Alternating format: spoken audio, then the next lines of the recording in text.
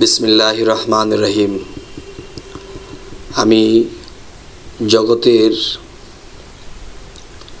কিছু বিষয় তুলে ধরব। সেই কথাগুলো হলো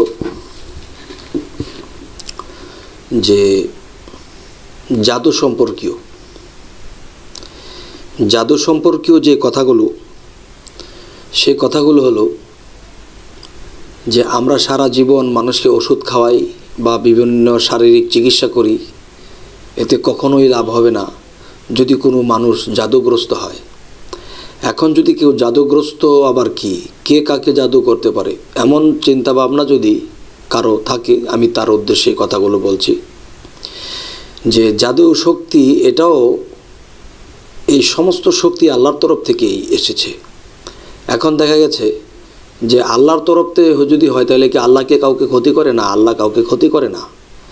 কিন্তু মানুষ যদি কোনো পুলিশের চাকরি নেয় এবং পুলিশের চাকরি নেওয়ার পরে তিনি যদি যেই অস্ত্রটা বা যে বন্দুকটা বা যে পিস্তলটা দেওয়া হবে, সেটা কেন দেওয়া হয়েছে?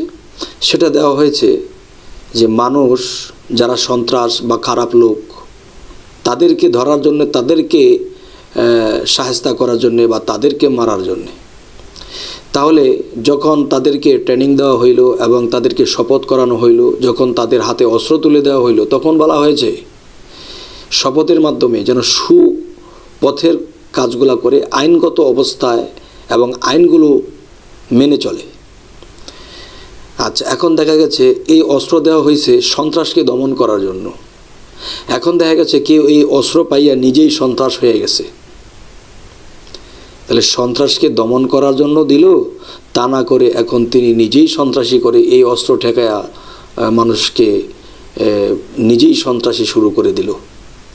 তাহলে বোঝা গেল কি যে আল্লাহ এই পৃথিবীতে জাদুশক্তি এবং আল্লাহর সুশক্তি, আল্লাহর অন্ধকারের শক্তি, সমস্ত শক্তি আল্লাহর থেকেই আসছে। এখন যেখানে যেটা লাগে সেখানে সেটা ব্যবহার করতে হবে। এখন কেউ যদি শপথ করার পরে এই জিনিসটা দিয়া ভালো কাজে না লাগাইয়া খারাপ কাজে লাগায়, তাহলে এটার অপরাধী তো তিনিই হবেন। তাই বলি যে একটা মানুষ এমন এক বিপদগ্রস্ত অবস্থায় পড়ে আছে, তাকে রক্ষা করার মতো কোনো ব্যবস্থা নাই। তখন দেখা গেছে একজন মানুষ জাদু জানে এবং জাদুর মাধ্যমে সেই মানুষটাকে রক্ষা করলো। তাহলে এই জাদুটা কি একটা ভালো কাজে লাগানো হলো। তাহলে সে কি খারাপ কাজে লাগাইলেন না, ভালো কাজে লাগাইলেন, তখন মানুষের উপকার করলেন। তাহলে এই জাদু হালাল। এবং যে জাদু টোনা করে মানুষের ক্ষতি করবে, ওটাই হারাম এবং ওটাই কুফরি। তাহলে আমি বলতে চাই যে আমার কাছে এমন এমন রোগী আসছে যে তাকে এমন এক জাদু টোনা করা হয়েছে যে এই মেয়েটার বিবাহের জন্যে একটা জায়গায় বলা হয়েছিল, মেয়েটি রাজি না, মেয়েটির ফ্যামিলি রাজি না।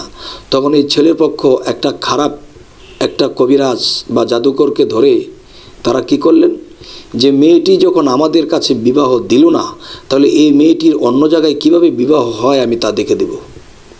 তখন এই মেয়েটির প্রতি মনের মধ্যে সে আক্রোশ রেখে তখন কোনো জাদুবিদ্যা ব্যক্তিকে বা কোনো কবিরাজ ব্যক্তিকে ধরার পরে বলল যে এই মেয়েটির কিভাবে বিবাহ হয়, কিভাবে সে সুখের সংসার করে, তা আমরা দেখে দেব।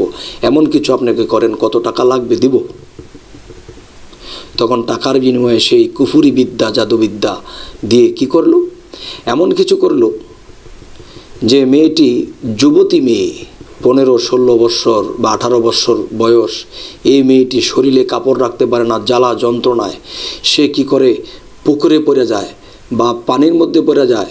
তখন দেখা গেছে কেন, যে সে জ্বালা যন্ত্রণায় আর সে টিকতে পারে না।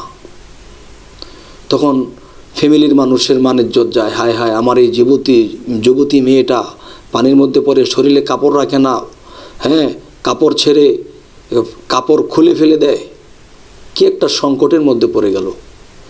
তখন দেখা গেছে সেই জাদুগ্রস্ত মেয়েটাকে যখন আমার কাছে আনলো,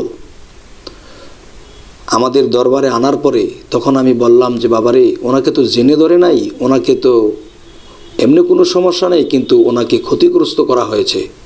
তখন তারা ডিটেলস আমাকে বলল যে এক জায়গা থেকে এরকম বিবাহের ঘর আসছিল, আমরা তাদেরকে না করছি, তারা খারাপ লোক বিধায় আমরা দেইনি। এরপর থেকে মেয়েটার এই অবস্থা। তখন আমি বুঝলাম যে এই অবস্থা। তখন তারা আমার কাছে আনার আগে আরও একটি জিনগ্রস্ত একজন ব্যক্তি, যার মধ্যে জিনে ভর করে কথা বলে, এমন এক জিনগ্রস্ত ব্যক্তির কাছে যখন নিয়ে গেল, তখন সেই ব্যক্তির মুখে দিয়া জিন বলে দিল যে তোমাদের কাছে যে বিবাহের ঘরটা এসেছিল, তোমরা যে বিবাহ দাও নেই, সেখান থেকে এই জাদুটনা করা হয়েছে যে তার শরীরে এমন জ্বালা সৃষ্টি হবে, সে কাপড় রাখতে পারবে না, উলঙ্গ হয়ে বের হয়ে যাবে। তখন আমি এই ডিটেলস শুনলাম যে কি করছে, যে তারা একটা বাড়ির মধ্যে যেমন 2 মুখওয়ালা চুলা, একটা চুলার 2টা মুখ, সেই চুলার মধ্যে একটা কবচ মেয়ের নামে লিখিয়া সেই চুলার মধ্যে রেখে দিয়েছে। যখন ওই বাড়ির লোকেরা তো আর জানে না, ওই বাড়ির লোকেরা যখন পাক করতে যায়, তখন ওই চুলায় যখন আগুন জ্বালায়, আর ওই সময়ে মেয়েটির শরীরে জ্বালা পোড়ায়, তিনি একেবারে অবস্থা খারাপ হয়ে যায়, শরীরের কাপড় রেখে দৌড়াইতে শুরু করে। এমন একটা অবস্থানে যখন পৌঁছাইল, তখন এই সময়ে আমার কাছে যখন এই জিনিসটা তারা ভেঙে বলল, ভেঙে বলার পর আমি কি করলাম যে হে গাউসুল আজম, হে আল্লাহ, তুমি আমাকে সাহায্য করো যেন এই মেয়েটির এই যন্ত্রণা থেকে রক্ষা পাওয়া যায়।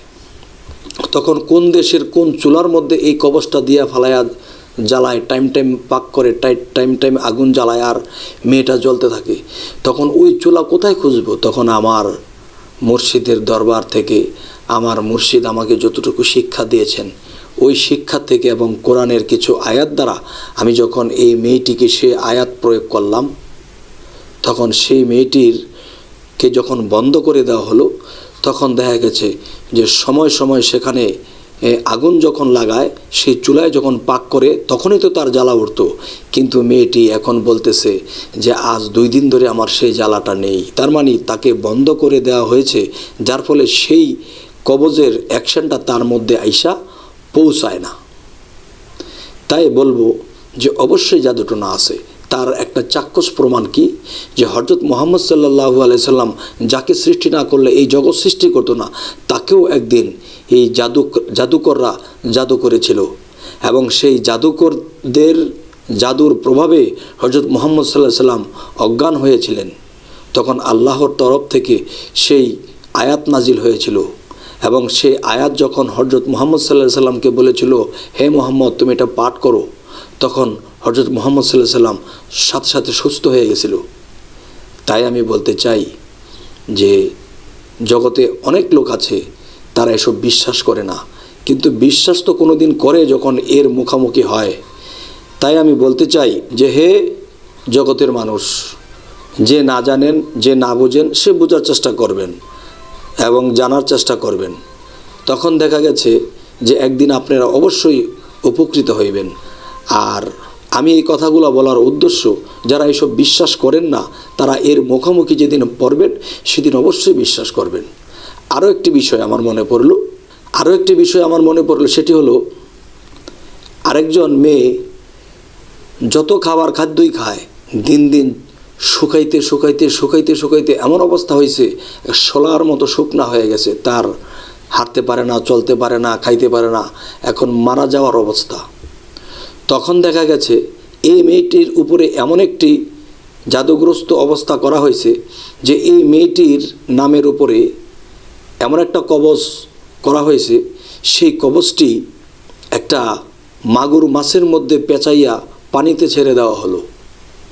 ওই মাগুর মাছটি যখন নাকি পানিতে সাঁতরায়, এবং মাগুর মাছও কিছু খায় না, মাগুর মাছ নিজেও শুকায়, এরকম মাগুর মাছটিও শুকাইতে একদিন যখন মাগুর মাছটিও মারা যাবে, একদিন এই মেয়েটিও মারা যাবে।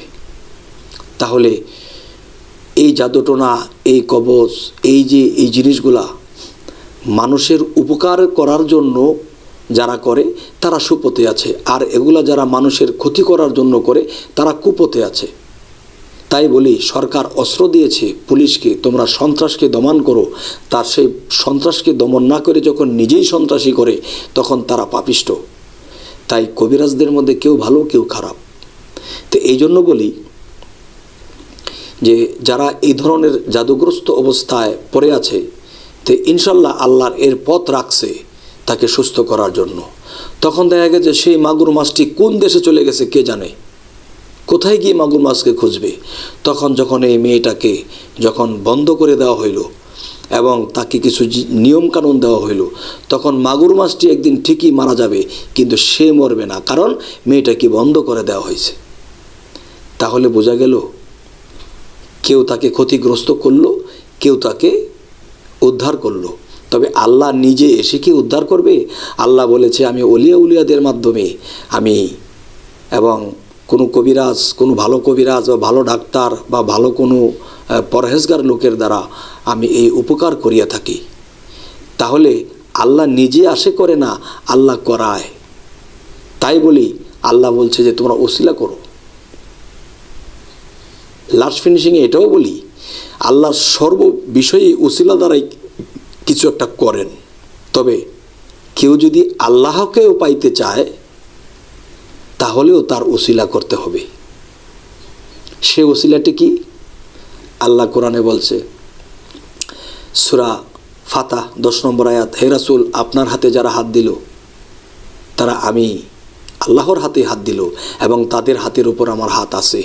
সূরা কাহাফের 17 নম্বর আয়াতে আল্লাহ বলছে, যারা আমার সুপথ প্রাপ্ত না তারা কখনো মুর্শিদ পাবে না। তাহলে বোঝা গেল যারা মুর্শিদ পাইছে, যারা মুর্শিদ ধরল এবং মুর্শিদ পাইল, তাহারা সুপথে আছে। কি বলেন হে বন্ধুগণ? আর যদি আমার এই কথাগুলো ভালো লাগে নিশ্চয়ই আমাকে জানাবেন যে কথাগুলো কি আপনাদের মনের মতো হলো কি হলো না। এই বলে আমি রাখছি। আল্লাহ হাফেজ।